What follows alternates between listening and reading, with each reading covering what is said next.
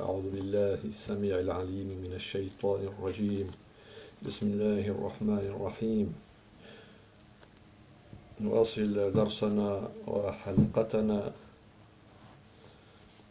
المتعلقة بموضوعنا المعنون بدور الأنبياء بالنبوة ودور الأنبياء، تتمة للدرس السابق. الدليل على النبوة. لكي نثبت الدليل على ضرورة بعثة الأنبياء لابد وأن نعتمد الخطوات التالية. إن من صفات الله عز وجل أنه حكيم، والحكيم هو الذي لا يفعل فعلا عبثا وبلا غاية، فكل فعل يصدر منه يكون لغاية، ومن ذلك خلق الإنسان.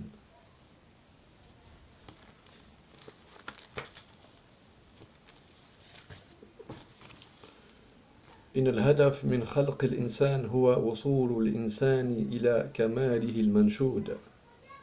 الإنسان عاجز بمفرده عن الوصول إلى طريق كماله، لأنه لا يملك الأدوات الكافية لذلك، ولذا كان الاختلاف الشديد بين الناس في تحديد ذلك الطريق.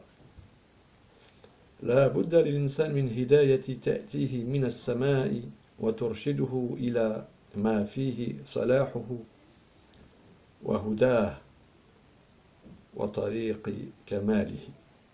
استنتاج: عجز الإنسان عن الوصول إلى طريق كماله دليل على ضرورة أن يبعث الله أنبياء يرشدونه إلى ذلك.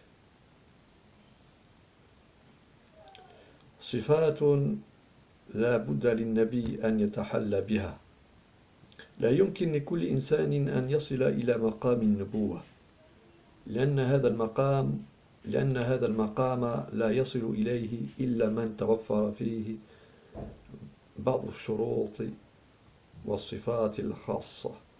منها: أولا، الكمال العقلي، فلا بد وأن يكون النبي أكمل قومه عقلا. ثانيا، الصفات اللازمة للتبليغ وهداية الناس وإرشادهم، كحسن التدبير والإدارة والشجاعة والصبر. ثالثا، العصمة عن ارتكاب المعاصي، وذلك لأن الناس لا تثق بشخص يرتكب المعصية، فإن من يرتكب الذنب قد يكذب في بيان المعارف الإلهية فيضل الناس، ولا تتحقق الهداية التي هي الغرض من بعثة النبي، كما أنه لا يصلح أن يكون قدوة لهم. رابعا، العصمة عن الخطأ والنسيان، لأن الإنسان الذي يخطئ وينسى يحتمل أن يقع ذلك منه في بيان المعارف الإلهية فلا يثق به الناس. ولذا وصف الله عز وجل الأنبياء بأنهم مصطفون. إن الله اصطفى آدم ونوحا وآل إبراهيم وآل عمران على العالمين، ذرية بعضها من بعض، والله سميع عليم. سورة آل عمران، الآيتان 33 و 34. La preuve de la prophétie. Pour établir la preuve de la nécessité de la mission des prophètes, nous devons adopter les actions suivantes. Premièrement, certes, Allah est sage. La sagesse, c'est un de ses attributs. Le sage n'agit pas en vain, sans but. Chaque action émanant de lui a un objectif. À ce dessein, il a créé l'homme.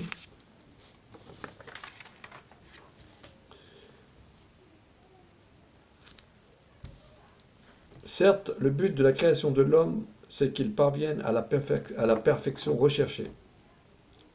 L'homme seul est incapable de parvenir à la voie de la perfection, car il ne possède pas les outils suffisants pour cela.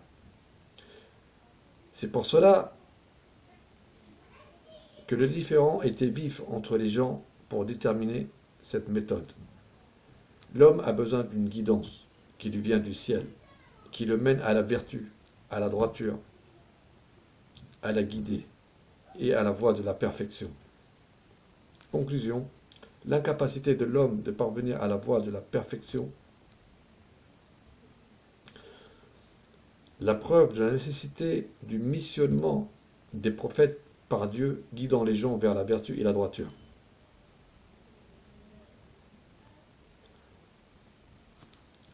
Les qualités des prophètes doivent avoir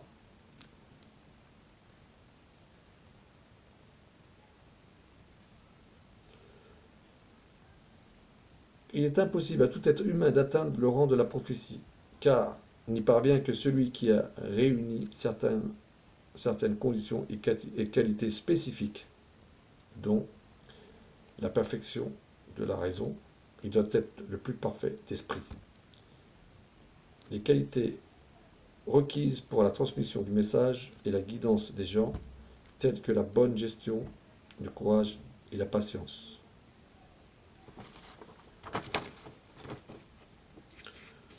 L'infaillibilité, l'asma, l'exemption de commettre des péchés. Cela parce que les gens ne font pas confiance à une personne qui commet des péchés. Celui qui commet des péchés peut mentir en expliquant et précisant les connaissances divines pour égarer les gens.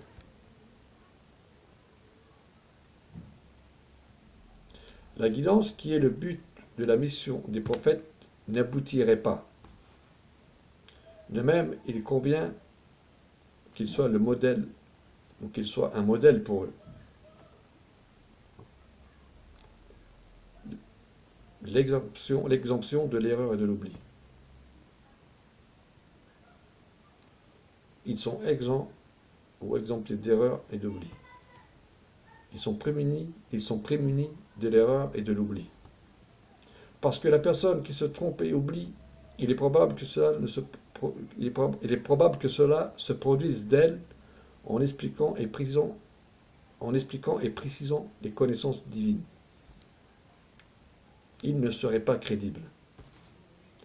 C'est pour cela que Dieu qualifia les prophètes d'élus. Dans Surat Al-Imran, versets 33 et 34, certes Allah, Dieu, a élu Adam, Noé, la famille d'Ibrahim, Abraham, et la famille d'Imran, au-dessus de tout le monde.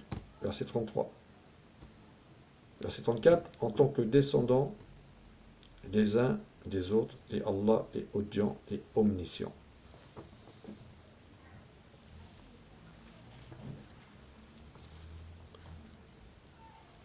قد انتهى درسنا والآن أحكي لكم قصة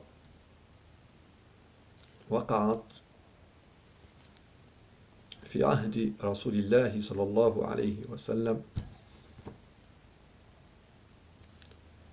الرضا بالقضاء.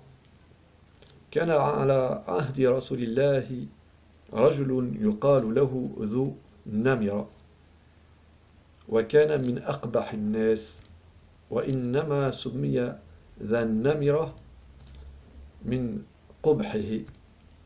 فأتى النبي صلى الله عليه وآله وسلم فقال: يا رسول الله أخبرني ما فرض الله عز وجل علي.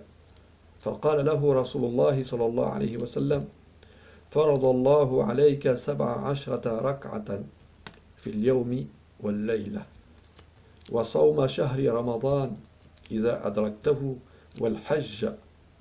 والحج إذا استطعت إليه سبيلا، والزكاة. وفسرها له فقال: والذي بعثك بالحق نبيا ما أزيد على ما فرض علي شيئا. فقال له النبي صلى الله عليه وسلم: ولم يا ذا النمرة؟ فقال: كما خلقني قبيحا. قال: فهبط جبرائيل عليه السلام على النبي صلى الله عليه وآله وسلم فقال: يا رسول الله، إن ربك يأمرك أن تبلغ ذا النمر عنه السلام وتقول له: يقول لك ربك تبارك وتعالى: أما ترضى أن أحشرك على جمال جبرائيل يوم القيامة؟ فقال له رسول الله صلى الله عليه وآله وسلم: يا ذا النمر، هذا جبرائيل يأمرني أن أبلغك السلام، ويقول لك ربك: أما ترضى أن أحشرك على جمال جبرائيل؟ فقال ذو النمر: فإني قد رضيت يا رب، فوعزتك لا أزيدنك حتى ترضى. الكافي الشيخ الكليني، المجلد الثامن، الصفحة 337. Donc la satisfaction, là c'est une histoire qui a eu lieu à l'époque du prophète. Le titre c'est La satisfaction de l'accomplissement de la destinée.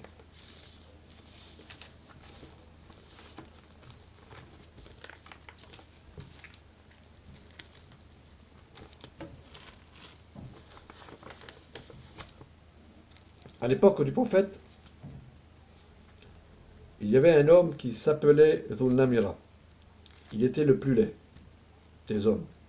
Il a été nommé ainsi à cause ou en raison de sa laideur. Il vint au prophète. Il lui dit: ô messager de Dieu, informe-moi de ce que Allah m'a rendu obligatoire. Le prophète lui répondit: paix et salut soit sur lui, paix et salut et bénédiction de Dieu soit sur lui. Allah t'a rendu obligatoire ou t'a imposé 17 unités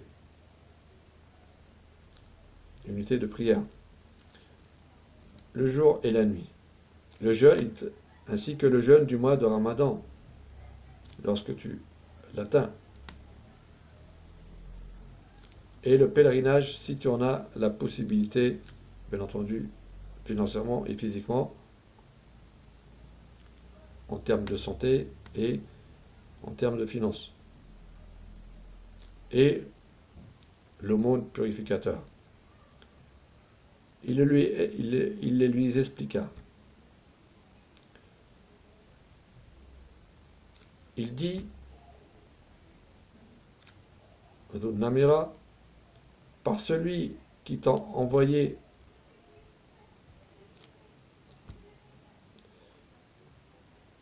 avec la vérité en tant que prophète, je n'ajouterai rien à ce que Allah m'a imposé ou m'a rendu obligatoire en termes de devoirs religieux.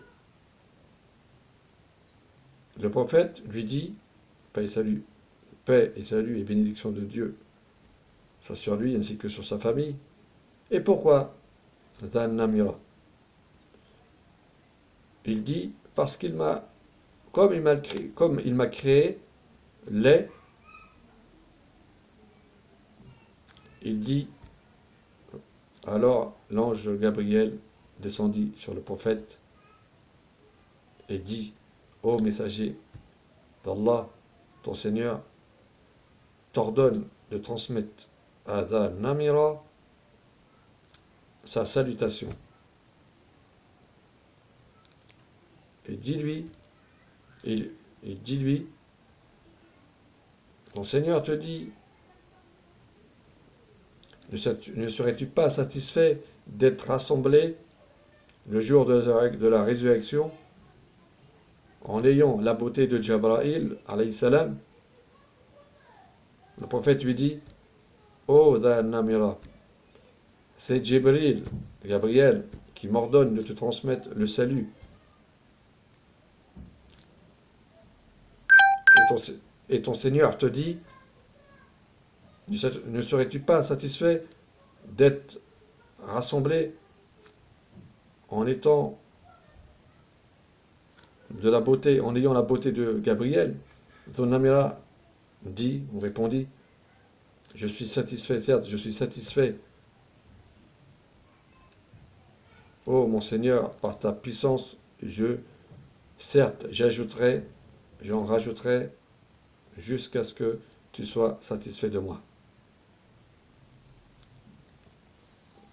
Donc au début, il voulait se limiter juste à un nombre d'unités de prière qui était de 17. Puis lorsque le prophète l'informa que Allah le rassemblerait le jour de la résurrection en ayant la beauté de l'ange Gabriel, Jibril ou Jabraïl, il a changé d'avis et il a juré par la puissance d'Allah qu'il ferait plus que ce qu'il voulait faire au début. Barakallahu fikum wa ad'ukum ila halaqatin jadida wa qadima insha'Allah. Je vous dis à la prochaine pour la prochaine intervention, le prochain cours. Assalamu alaikum wa rahmatullahi wa barakatuh wa dumtum fi ri'ayatillahi wa hifzihi wa barakallahu fikum ala husni isra'ikum wa mutaba'atikum. Merci de m'avoir écouté, entendu et suivi.